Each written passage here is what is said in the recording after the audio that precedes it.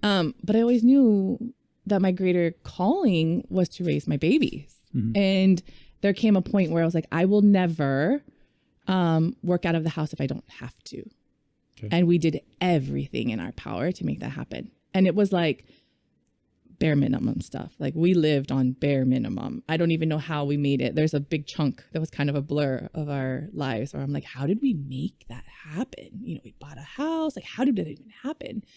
But it all came back to that. So my purpose, you know, like all this stuff is great. All this, you know, I love doing my businesses. We love building, you know, we love solving problems. We love that. We love seeing things come through. But at the end of the day, everything is centered for my kids. I want my legacy to be them and how they see the world, how they perceive it, and what good that they can bring back into it. You know, and I hope that as we continue down and I do some work and I heal and I do heal some generational things as well, that they continue the work.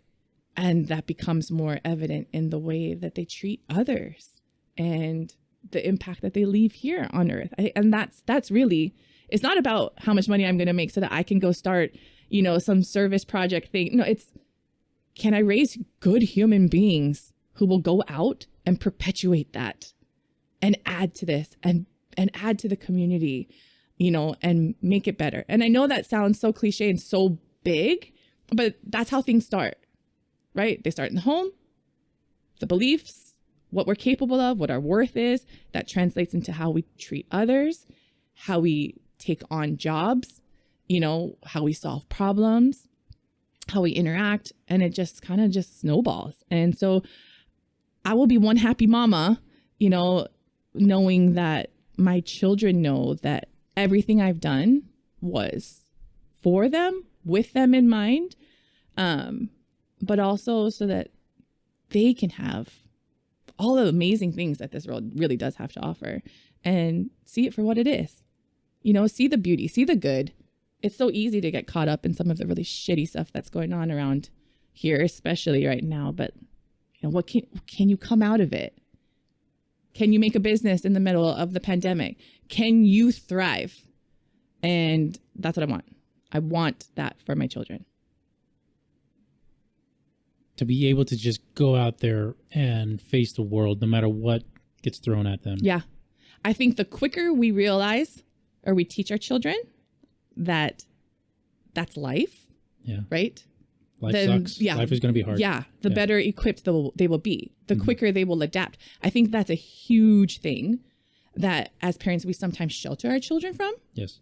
And we hide it and the struggles or whatever. When in actuality, they're so smart. They are so in tune more than we ever are, you know, as adults. And the quicker that they like catch on, like that's life. Life sucks sometimes, but that's life. You know, you can't be waiting for the perfect moment. You can't be waiting for the good. How come the good doesn't happen? Like the good comes all the time. It's intertwined everywhere. But as soon as they realize that, I think you can just push. You can push through. You're going to find, you know, your perspective changes, period. And I think so many times we think we're doing the right thing by sheltering our kids when they need to see the tears sometimes. They need to see the struggle. They need to hear the conversation. You know, they need it to be shaped. Their minds, their beliefs are being shaped by us every day. My second son, I love him so much. He's like, Mom, I was listening to this audiobook about money. I love everything about money. I love listening to money. I love everything about it. And he's like, how come people say money can't buy happiness? And I was like, well, that's such a good question. Let's talk about it. Right? Instead of being like, oh, you don't know nothing. Let's talk about it. Sure. So I go, can you name 5 things right now off the top of your head that makes you happy?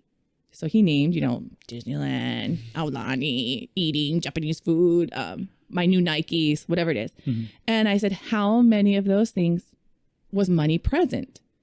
And he was like, all of them. I was like, okay, so let's dig into that.